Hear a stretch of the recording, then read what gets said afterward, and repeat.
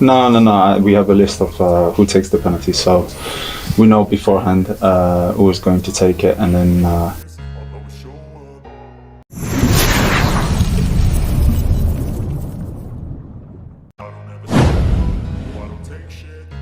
Dunia sepak bola kembali diguncang oleh kabar yang terasa nyaris mustahil.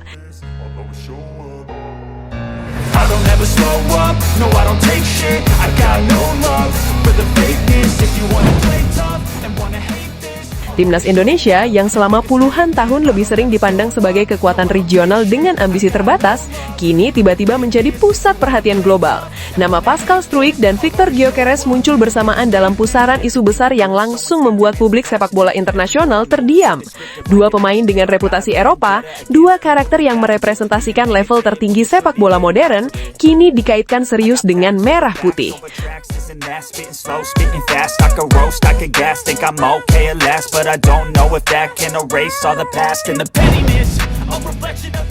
Bagi sebagian orang, ini terdengar gila.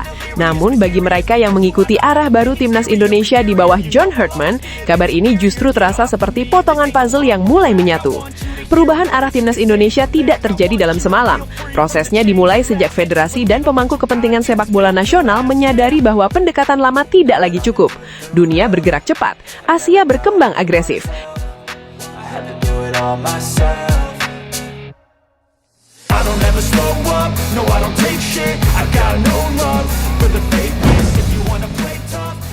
Dan sepak bola modern menuntut keberanian untuk mengambil resiko besar. Penunjukan John Herdman menjadi simbol paling jelas dari perubahan itu. Ia bukan pelatih yang datang untuk menjaga status quo. Ia datang dengan filosofi, standar, dan ambisi yang sejak awal terdengar tidak biasa bagi sepak bola Indonesia.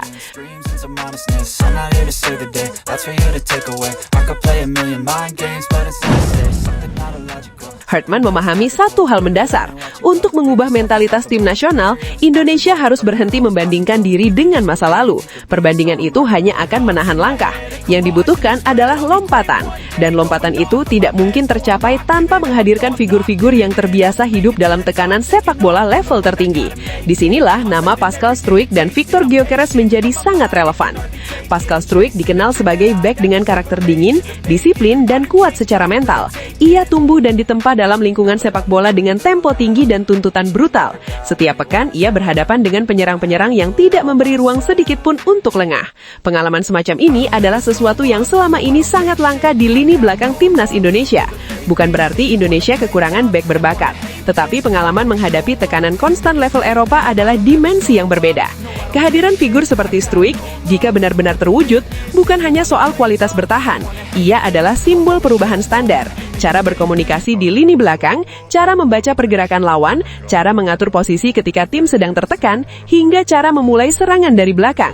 Semua aspek itu adalah detail kecil yang sering luput dari perhatian, tetapi justru menjadi pembeda antara tim biasa dan tim yang disegani. Di sisi lain, Victor Gyökeres membawa aura yang sama sekali berbeda namun sama pentingnya. Ia adalah penyerang dengan naluri pembunuh. Tipe pemain yang membuat bek lawan tidak pernah merasa aman. Gyökeres bukan sekedar pencetak gol, tetapi penyerang yang memaksa lawan mengubah cara bertahan. Pergerakannya agresif, duel fisiknya kuat, dan penyelesaiannya efisien. Selama bertahun-tahun, Timnas Indonesia kerap menciptakan peluang namun kesulitan memaksimalkannya. Kehadiran striker dengan mentalitas Eropa akan mengubah dinamika itu secara drastis. Isu tentang Gyökeres langsung memicu reaksi luas. Banyak yang bertanya-tanya mengapa pemain dengan reputasi seperti itu tertarik pada proyek Indonesia. Jawabannya kembali pada satu kata, visi. Dalam sepak bola modern, pemain tidak hanya memilih tim berdasarkan sejarah tetapi juga proyek. Mereka ingin menjadi bagian dari sesuatu yang sedang dibangun, sesuatu yang memiliki arah jelas. Herdman dikenal sebagai pelatih yang mampu menjual proyek itu dengan cara yang meyakinkan. Reaksi media internasional menjadi indikator betapa besarnya dampak isu ini. Media Asia Timur mulai mengangkat Timnas Indonesia dengan nada yang lebih serius. Media Asia Tenggara berbicara tentang perubahan keseimbangan kekuatan regional. Bahkan media Eropa menyoroti Indonesia Indonesia sebagai fenomena menarik, sebuah negara dengan basis supporter masif yang kini tampak berani keluar dari pakem lama. Indonesia tidak lagi dibicarakan sebagai cerita romantis, tetapi sebagai proyek ambisius. Yang menarik, tidak ada bantahan keras dari pihak-pihak terkait, tidak ada klarifikasi yang memadamkan isu secara langsung. Justru yang muncul adalah pernyataan-pernyataan normatif tentang visi jangka panjang, peningkatan kualitas, dan pentingnya standar internasional. Dalam dunia sepak bola, bahasa semacam ini seringkali menjadi sinyal bahwa sesuatu memang sedang berjalan di balik layar. FIFA Series Maret 2026 menjadi konteks yang membuat semua ini terasa semakin logis. Turnamen itu bukan sekedar ajang uji coba. Bagi timnas Indonesia, ini adalah panggung untuk mengukur diri di level yang lebih tinggi. Hartman memahami bahwa untuk tampil kompetitif, Indonesia membutuhkan lebih dari sekedar semangat. Dibutuhkan kualitas, kedalaman skuad, dan mental bertanding yang terbiasa dengan tekanan besar. Kehadiran pemain dengan pengalaman Eropa akan mengubah atmosfer latihan secara drastis. Intensitas meningkat, tuntukan naik, dan toleransi terhadap kesalahan menurun. Ini bukan tentang menyingkirkan pemain lokal, tetapi tentang memaksa semua pemain naik level. Kompetisi internal menjadi lebih sehat. Tidak ada lagi zona nyaman. Setiap tempat di skuad harus diperjuangkan. Dari sudut pandang psikologis, dampaknya bahkan lebih besar. Lawan yang sebelumnya mungkin memandang Indonesia sebagai tim yang bisa dihadapi dengan percaya diri, kini harus berpikir ulang. Ketika sebuah tim dikaitkan dengan pemain-pemain berstandar Eropa, rasa hormat otomatis meningkat. Persiapan lawan menjadi lebih serius. Dan dalam sepak bola internasional, rasa hormat seringkali menjadi langkah awal menuju hasil besar. Di dalam negeri, reaksi publik pun luar biasa. Media sosial dipenuhi perdebatan, euforia, dan skeptisisme. Ada yang menyambut dengan antusias, ada pula yang memilih menunggu bukti nyata. Namun satu hal yang tidak bisa disangkal, perhatian publik terhadap timnas Indonesia melonjak tajam. Ini adalah energi besar yang jika dikelola dengan baik, bisa menjadi bahan bakar tambahan. Hartman dikenal sebagai pelatih yang tidak larut dalam euforia. Ia memahami bahwa nama besar tidak otomatis menjamin kesuksesan. Adaptasi budaya, chemistry tim, dan konsistensi performa tetap menjadi tantangan utama. Namun ia juga tahu bahwa tanpa keberanian mengambil langkah besar, Indonesia akan terus berada di tempat yang sama. Proyek ini dengan atau tanpa realisasi penuh dari rumor Struijk dan Gyökeres sudah menunjukkan satu hal penting. Indonesia berani bermimpi besar. Dan dalam sepak bola modern, mimpi besar seringkali menjadi awal dari perubahan nyata. Garuda tidak lagi mengepakkan sayapnya setengah-setengah. Ia mulai terbang lebih tinggi, menantang angin kencang dan bersiap menghadapi dunia yang jauh lebih keras. Jika suatu hari Struijk dan Gyökeres benar-benar melangkah ke lapangan latihan bersama skuad merah putih, momen itu akan menjadi simbol perubahan era. Namun bahkan jika prosesnya masih panjang, pesan yang dikirim Indonesia sudah jelas. Timnas ini tidak lagi ingin sekedar hadir, ia ingin bersaing, mengguncangkan dan memaksa dunia untuk memperhitungkannya. Sepak bola selalu tentang keberanian mengambil resiko.